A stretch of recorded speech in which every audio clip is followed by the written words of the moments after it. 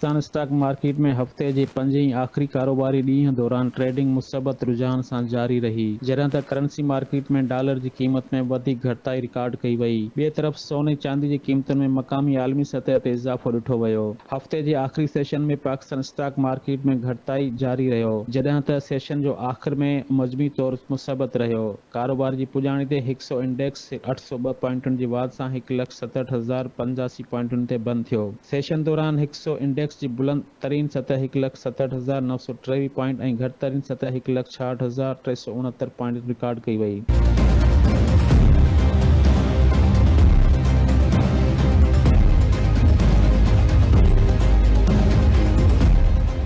Market में अॼु 560 कंपनियुनि जे शेयरनि जो कारोबार थियो, जंहिंमें 254 कंपनियुनि शेयर जी क़ीमत वधी, 179 कंपनियुनि जा शेयर घटिजी विया ऐं मुसबत वापार सबबि कारोबार सरगर्मी में 0.48% इज़ाफ़ो नोट कयो वियो। करंसी मार्केट में डॉलर जी क़ीमत में घटिताई जो सिलसिलो बरक़रार आहे। ओपन मार्केट में डॉलर 5 पैसा घटिजी 281 रुपया 45 पैसा थी वियो, जॾहिं त इंटर बैंक में 3 पैसा घटिताई सां 280 रुपया 42 पैसा ते बंदि थियो। सोन ऐं चांदी जी मार्केट में अॼु बि वाध जो रुझान रहियो।